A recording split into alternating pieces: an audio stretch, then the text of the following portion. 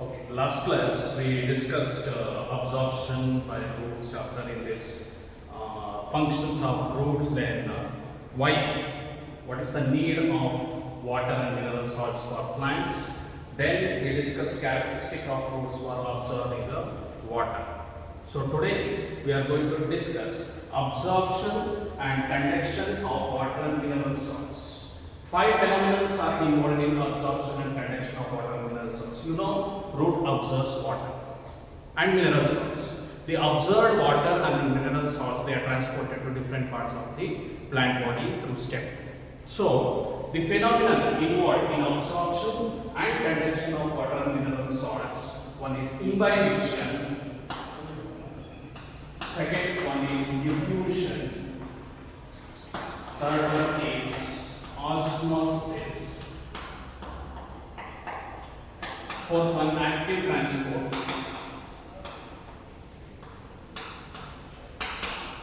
and turgidity and flaccidity. So these are the five phenomena involved in absorption and conduction of water and mineral salts in plants. We are going to discuss one by one in this. First one, imbibition. How we can define imbibition? So imbibition means it's a phenomenon, already we know that. So the plant cell, whether it's a living or dead, attracts water by surface attraction. So imbibition is a process in which a living or dead plant cell absorbs water by surface attraction. Here, surface attraction is important.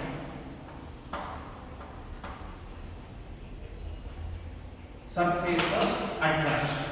So imbibition is a phenomenon in which living or dead plant cell absorb water by surface attraction. So we are seeing some season the windows or the wooden doors, they swell up and they won't close properly. Or we are seeing the seeds which are dropped in water, they swell up. That is due to imbibition. So why imbibition? What is the process involved in this imbibition? This we should know.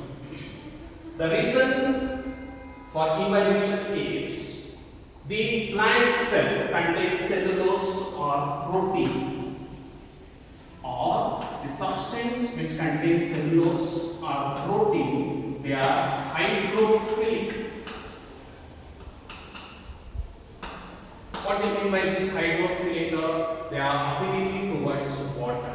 So imbibition reason, the plant cell or the substance which contains cellulose or protein, they are hydrophilic in nature, means they have strong affinity towards water. So imbibition is one process involved in absorption and conduction of water and mineral salt.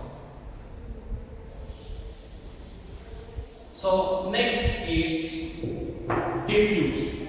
Diffusion is also a phenomenon, or it is a process in which movement of molecules of a substance from region of higher concentration to the region of lower concentration when both are in the direct contact. Once again, so diffusion is a physiological process or it's a phenomenon in which movement of molecules of a substance. I discussed molecules of a substance. Substances means it may be solute, it may be solvent, it may be gases or liquid. So movement of molecules of a substance from the region of higher concentration to the region of lower concentration when both are or when the two are in direct contact, that we call it as a diffusion. So diffusion is also one process involving absorption and conduction of water and mineral salts. So let us take this diffusion. We'll take one example to demonstrate the diffusion. Okay, so experimental A, experiment to demonstrate the diffusion. So for this, we need a beaker containing water,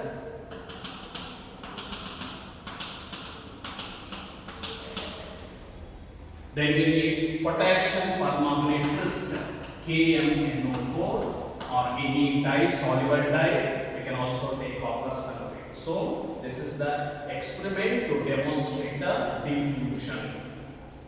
So beaker, water, then a KNO4 dye is taken, or KNO4 crystal taken. So just put some crystals of potassium permanganate. Assume this is potassium permanganate here. This step is the dye. Get here. Here, solute molecules are more in potassium permanganate. Then water. We can see the potassium permanganate crystal slowly they start diffusing in the water and dissolving in the water. So you can see here the potassium permanganate, it is in direct contact with the water. So here movement of solute molecules from potassium permanganate, so concentration is more here, they move from higher concentration to lower concentration. These two are in a direct contact, and you can see there is no obstacle here. They freely move in the solid. Here water is a solid. Okay, so after some time, all solute molecules they get dissolved in the water. So it forms a clear solution. So we can define diffusion once again as it's a process of movement of molecules of a substance from a region of higher concentration to a region of lower concentration. Yes, we have discussed diffusion. So diffusion, we know movement of molecules of a substance, and also we discussed substances may be solute, solvent, gases, or a liquid. So they move from the region of higher concentration to the region of a lower concentration. But next process, that is osmosis. Here osmosis is movement of solvent molecules only, means here water molecule. In simple way, how we can define osmosis means diffusion of water molecules through semi-permeable membrane. So in diffusion, we saw both the solute and solvent they were in direct contact, whereas osmosis diffusion of water molecules across a semi-permeable membrane.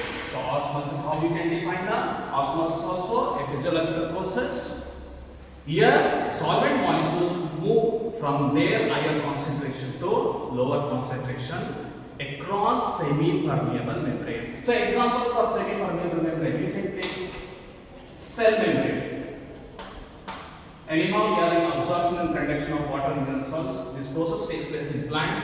So semi-permeable membrane in the plant cell is cell membrane only. So diffusion of water molecules across semi-permeable membrane is osmosis, or you can also define so movement of solvent molecules or water molecules from their higher concentration to the lower concentration across a semi-permeable membrane. Your example for semi-permeable membrane is a cell membrane. So now we are going to discuss the osmosis.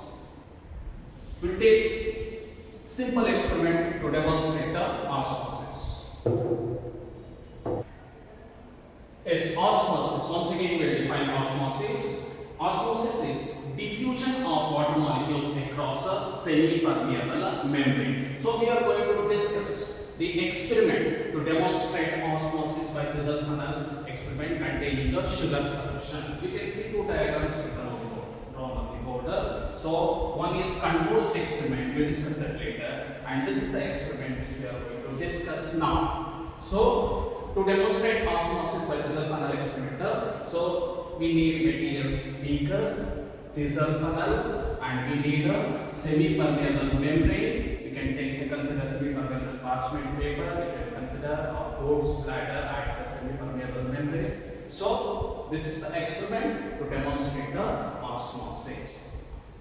So you can see here in the beaker water is taken, pure water. Next, Kruskal funnel sugar solution is taken, and mouth of the Kruskal funnel it is covered with the semi-permeable membrane.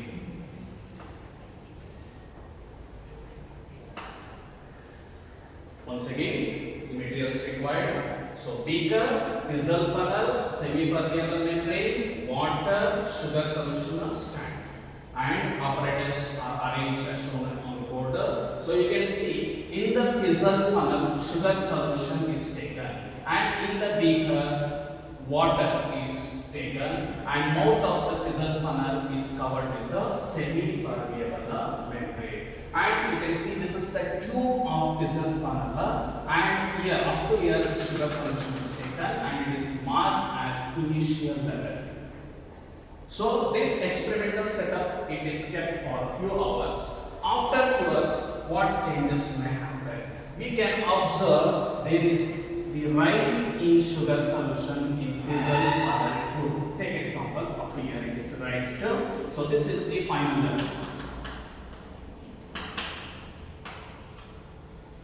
Now we can see here, before the sugar solution was up here, that's the initial level, starting. So after some hours, the sugar level of sugar solution is raised in the Kissel funnel. How it is raised? What is the reason for this rise? Maybe the water molecules, the solvent molecules, they diffuse into the Kissel funnel across this semi-permeable membrane. How? See, in this only water molecules are present. So here in the Kissel funnel, sugar solution is taken. Sugar solution means sugar plus water. This is the Kissel funnel, whereas in beaker only water is taken. So concentration of water molecule in the beaker is more, whereas concentration of water molecule in the Kissel funnel is less. So water molecules from their higher concentration is diffused into the lower concentration across a semi-permeable membrane. So only there is a rise in the sugar solution level in the Kissel funnel. So this experiment proves osmosis. Osmosis means diffusion of solvent molecules across a semi-permeable membrane. We have taken control experiment also. Here you can see in the beaker water is taken, in the Kissel funnel water only. Both these side water only is taken, and here also mouth of the Kissel funnel is covered with semi-permeable membrane. So in the Kissel funnel water molecules only, in the beaker water molecules only. So initial level it is noted. After few hours, say when we compare, there is no rise in the water level in the Kissel funnel tube. This clearly proves there is no osmosis, because concentration on either side of the cell membrane is same. So there is no rise in the water level in the Kissel funnel tube. Yes, before we took semi-permeable membrane. Now we replace the semi-permeable membrane with the rubber sheet. So mouth of the Kissel funnel is covered with the rubber sheet. Same thing. So sugar solution in the Kissel funnel, water in the beaker. So only change here made is the mouth of the Kissel funnel is covered with the rubber sheet. So now after few hours, we can see there is no rise in the sugar solution in Kissel funnel tube. Why? What is the reason for this? Because the rubber sheet is covered or rubber sheet is taken. So rubber sheet is impermeable. So it won't allow water molecules to diffuse across this rubber sheet. So there is no rise in the level of sugar solution in the Kissel funnel tube. Now instead of rubber sheet, we'll take muslin cloth. Muslin cloth, just think it will be like this naked. Muslin cloth. So mouth of the Kissel funnel is covered with the muslin cloth. So since the pores of muslin cloth are bigger, so sugar solution will dissolve in the water. So there will be decrease in the level of sugar solution in the Kissel funnel tube. So from this, what we can understand here, water molecules are diffusing across a semi-permeable membrane only. So next, we are going to discuss inward and outward osmosis. What is this inward and outward osmosis? When inward osmosis takes place and when outward osmosis takes place. This is with reference to the cell only. So here two diagrams on the board. So you can see A cell is taken, a plant cell, and this cell is surrounded by a particular solution. Take surrounding the solution. Okay, so inside there is a cell, that is common. Now, if the surrounding solution is less concentrated than the cell, means surrounding solution means more solvent and less soluble. So surrounding solution is less concentrated than the cell sample. Which direction the osmosis takes place? Which direction the osmosis takes place? Inward osmosis takes place. That is endosmosis. Endo means inward osmosis. You know, diffusion of water molecules across semi-permeable membrane. Once again, if the cell sap concentration or if the surrounding solution is less concentrated than the cell sample, inward osmosis takes place. That we call it as endosmosis. You can see the other one. So it is the surrounding solution is more concentrated than the cell sap. So more concentrated is more soluble and less solid. To which direction the osmosis takes place? Outward diffusion of water molecules takes place. That is exosmosis. Here exo means outward. So inward and outward osmosis with reference to the cell depends on the type of solution which surrounds the cell, plant cell. So endosmosis, surrounding solution is less concentrated than the cell, so inward diffusion of water molecules takes place, whereas the surrounding solution is more concentrated, means outward diffusion takes place, that is exosmosis. So here we are using the term diffusion, means across semi-permeable membrane that diffusion takes place, means that is osmosis. So now you can see the concentration of this solution on either side of cell membrane, means inside the cell and outside the cell. If the concentration is same, to which direction the osmosis takes place? No, there is no net movement of water molecules across the cell membrane. So no osmosis takes place. So you should remember the concentration of the solution on either side of a cell membrane is same, means there is no net movement of water molecules across cell membrane. So no osmosis takes place. So you have studied inward osmosis, outward osmosis, or we can say endosmosis or exosmosis. This endosmosis or exosmosis, that depends on the type of solution which surrounds the cell. Yes, so you can see this is the schematic representation of osmosis and the nature of a semi-permeable membrane. You can see here, so this is semi-permeable membrane, which is shown in yellow color, that is semi-permeable membrane. So the other side means one side, what I am showing the more dilute solution is taken.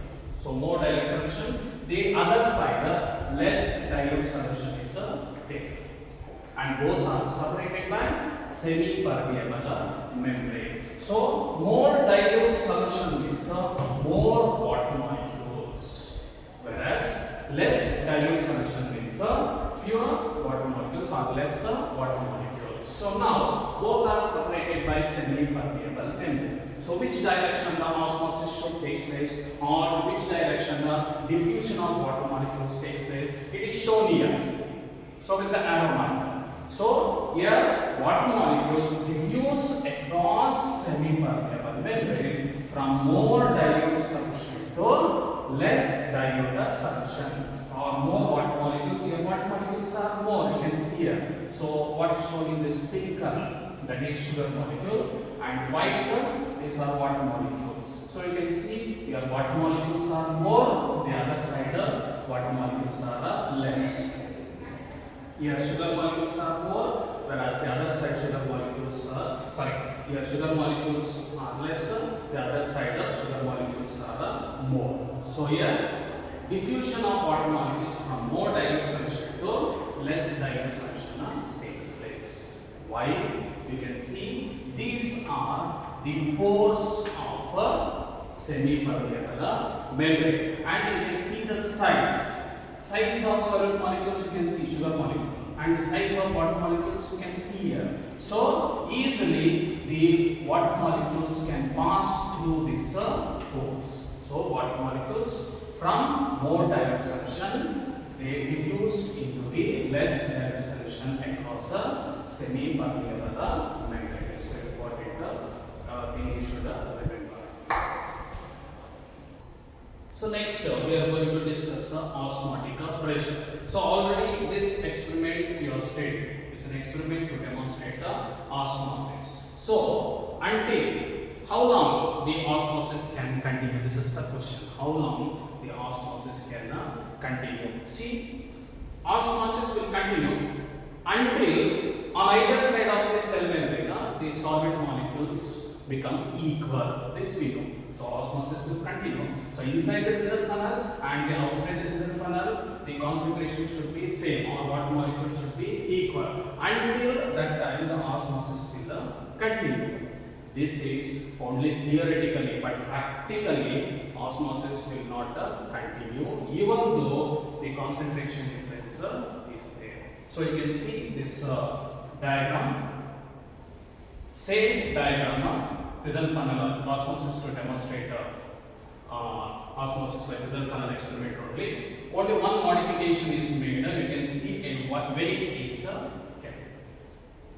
So we applied weight from the above.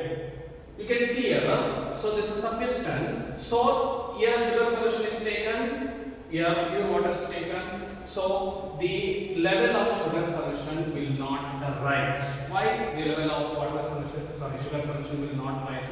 Because we applied weight from the above. So you can see the piston. This will stop the rise of sugar solution in the dissolved funnel tube. So from this what we can understand? So if we are not taken any weight, no piston, no weight, the sugar solution level will rise in the dissolved funnel tube. So as and when the sugar solution level rises, this exerts pressure. That pressure pushes the sugar solution downward and osmosis will stop. So even though there is a concentration difference, water molecules are different across a semi-permeable membrane, the osmosis will not continue because the sugar solution level rises in the tube, weight also increases. This weight or pressure exerted from the above will stop further osmosis. So this pressure we call it as osmotic pressure. Then how we can define osmotic pressure? Osmotic pressure, it is the minimum pressure that must be exerted to prevent the passage of pure solvent into the solution when two are separated by semi-permeable membrane. Once again, so osmotic pressure is the minimum pressure that must be exerted to prevent the passage of pure solvent into the solution when the two are separated by semi-permeable membrane.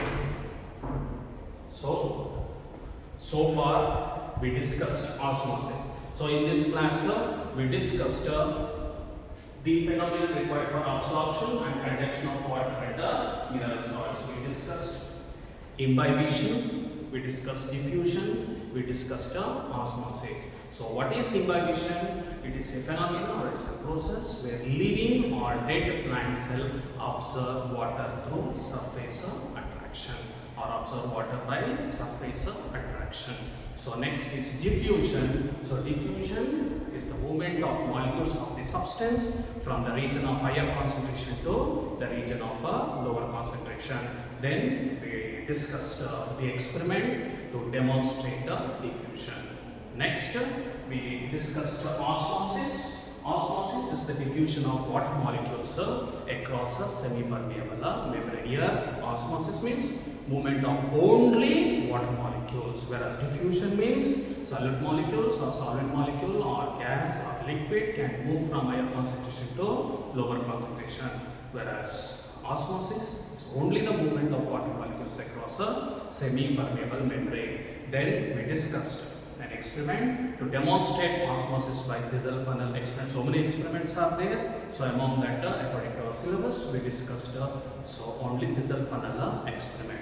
And Diesel funnel, first we took semi-permeable membrane, means mouth of the Diesel funnel is covered by semi-permeable membrane, and we discussed how the sugar solution level raised. Then we replaced semi-permeable membrane with rubber sheet, and also we replaced the rubber sheet again with the muslin cloth, and we saw the difference. And also we took a control experiment.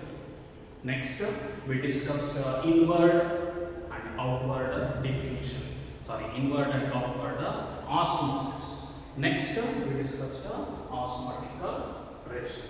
So this is for today's class. So next class we are going to take up tonicity. Then we are going to discuss what is isotonic, hypotonic and hypertonic with some simple experiments. So next class we will take up.